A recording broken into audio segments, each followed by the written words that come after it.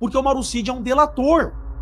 E o Mauro Cid não podia dar nenhuma resposta em contradição com a delação que é papel. Se houvesse ali qualquer contradição entre o interrogatório do Mauro Cid e o acordo de colaboração, quebrava toda a acusação.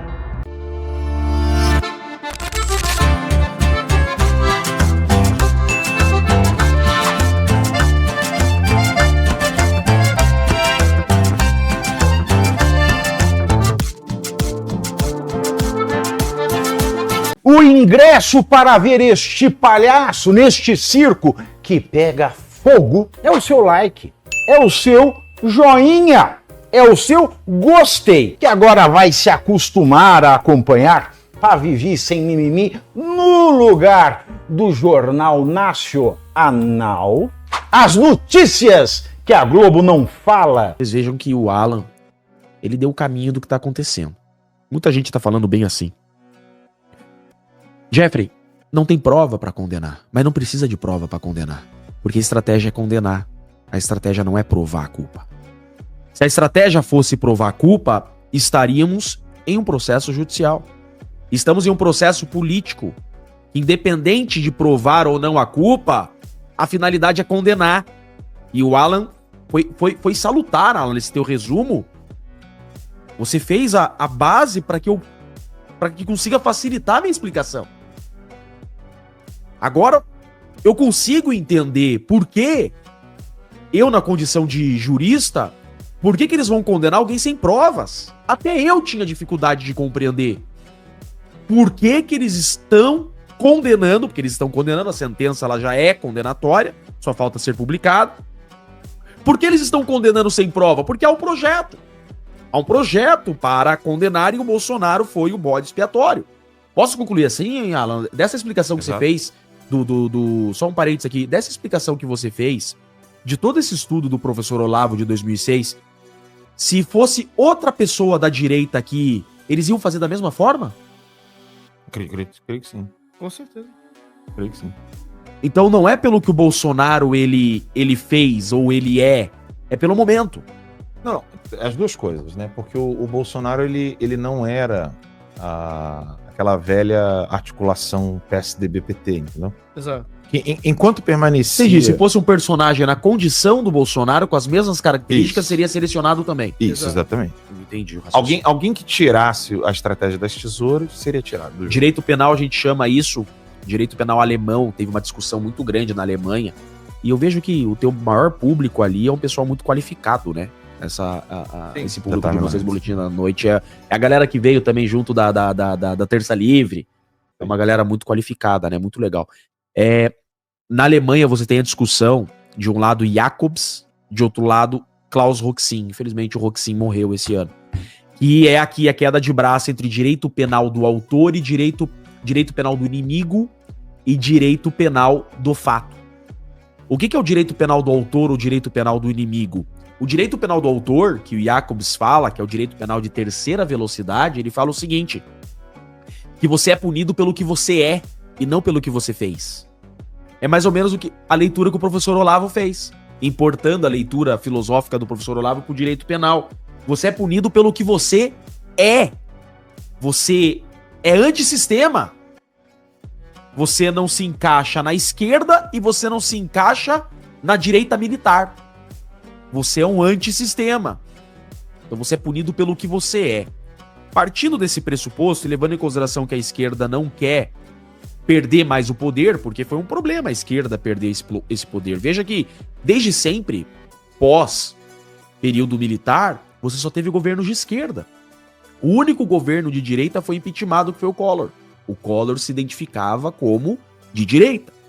Todos os outros, FHC, todos de esquerda. Você teve ali um centrão no momento, né, com Michel Temer no impeachment da Dilma, mas sempre à esquerda. Em 2018, a esquerda perde o poder e eles precisam voltar para o poder em 2022 e nunca mais sair.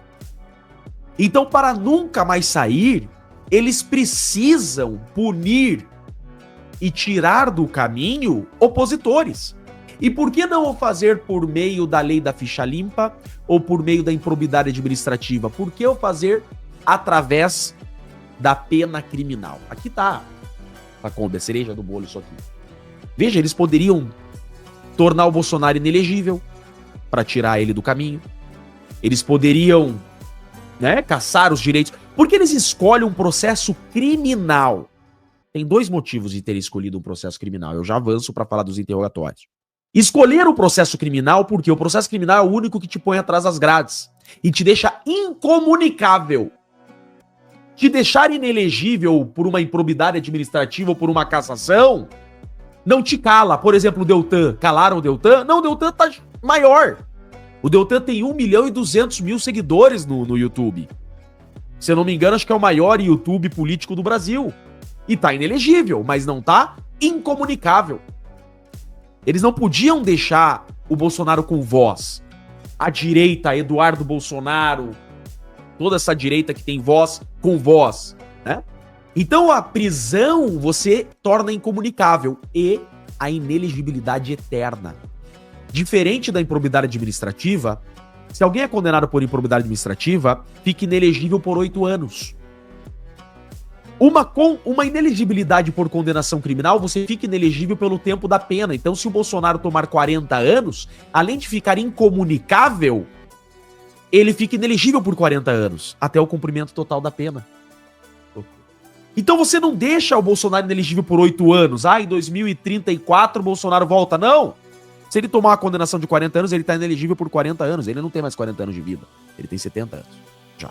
Né? Então é essa construção. Eles sabem que eles precisam de um processo criminal para tornar a direita incomunicável. Por que a direita é incomunicável, Max? Porque a direita tem rede social. Sim. A direita não pode ter local de fala, porque a direita engravida o eleitor pelo ouvido. Fala, amigos do canal. Passando só para te lembrar de deixar o like, comente o quanto quiser e compartilhe com seus amigos e inimigos por um Brasil melhor e mais justo. Caso você ainda não seja inscrito no Pavê News, faz isso agora mesmo para receber as notícias mais bombásticas da semana. Não saia daí que o melhor deste vídeo vem agora. Não é verdade? É verdade. Então a direita tem que ficar incomunicável. Então tira a voz da direita e deixa inelegível. Pronto, a esquerda nunca mais sair do poder. Ou então, se a esquerda perder pro centrão, não tem problema, porque tá todo mundo junto no mesmo play. O Hugo Mota pode ser presidente da Câmara, Alcolumbre pode ser presidente do Senado, nós estamos todos juntos. É centrão, esquerda, tudo junto. Beleza. E aí vem então a audiência de interrogatórios, né? Primeiro eu quero falar tecnicamente do que se teve aqui. Eu vejo que tem um atecnicismo muito grande do relator, tá? E antes eu achava que era só mau caratismo, mas não é. Tem atecnicismo também, tá? E eu explico por que eu faço essa leitura. O Alexandre de Moraes, ele foi promotor de justiça em São Paulo de 1991 a 2002. E ele sai do Ministério Público em 2002. Acontece que a grande alteração do Código de Processo Penal brasileiro foi em 2008. Em 2008, nós tivemos uma grande virada de chave no Código de Processo Penal brasileiro. E o Alexandre de Moraes, ele não acompanhou essa mudança. Diferente do Fux, que é juiz de carreira. Diferente do Flávio Dino, que também foi juiz federal nessa época. Então, em 2002, o Alexandre de Moraes, ele sai do sistema de justiça, ele deixa de ser promotor de justiça em 2002 e vai pra política. E desde então ele tá na política.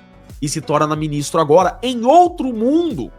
Porque em 2008 nós tivemos uma grande mudança no Código de Processo Penal com relação ao formato das audiências. Em 2011 nós tivemos uma grande mudança no Código de Processo Penal com relação a prisões preventivas. Em 2019 nós tivemos uma grande mudança no Código de Processo Penal, quando o ministro Alexandre de Moraes ele vem então a ser ministro da Suprema Corte. Então ele não acompanhou todas essas mudanças. Mas, Jeff, ele tem uma assessoria bem qualificada. Tem.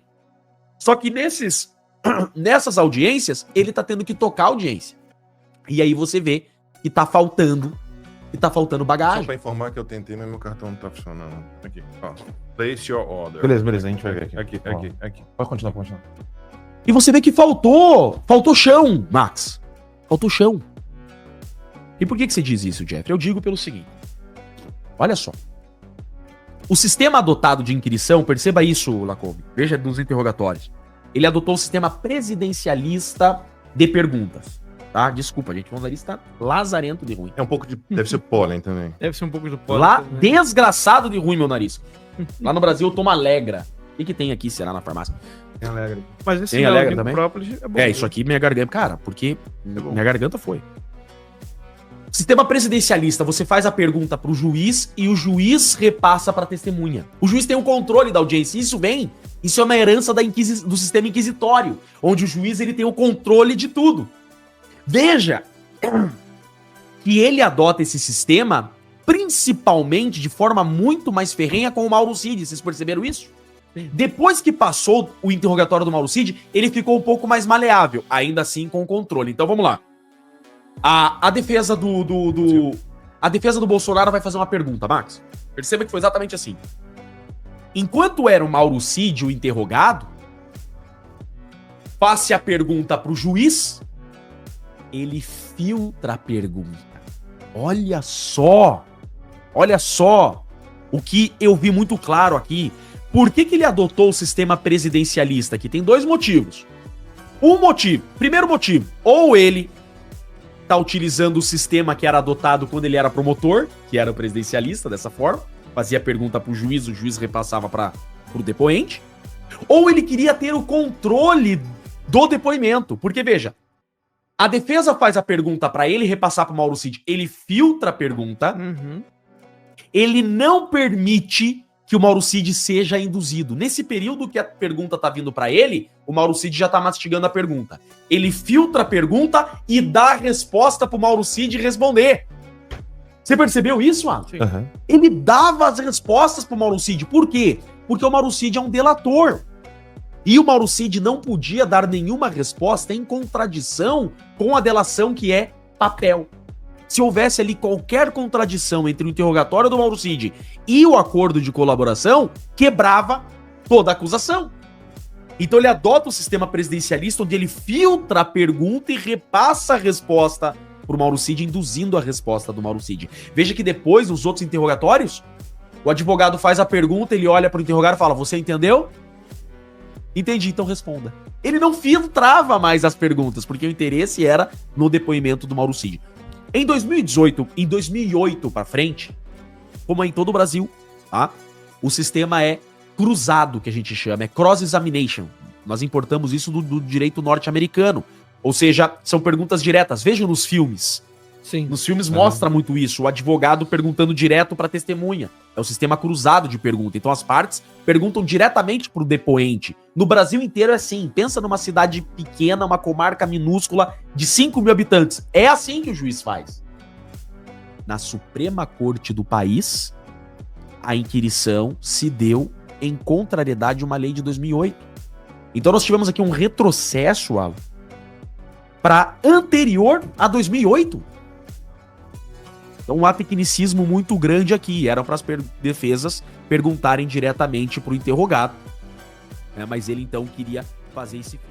Então, primeiro C, você curte, que é o preço deste programa. Quanto vale o ingresso para ver este palhaço neste picadeiro bonito?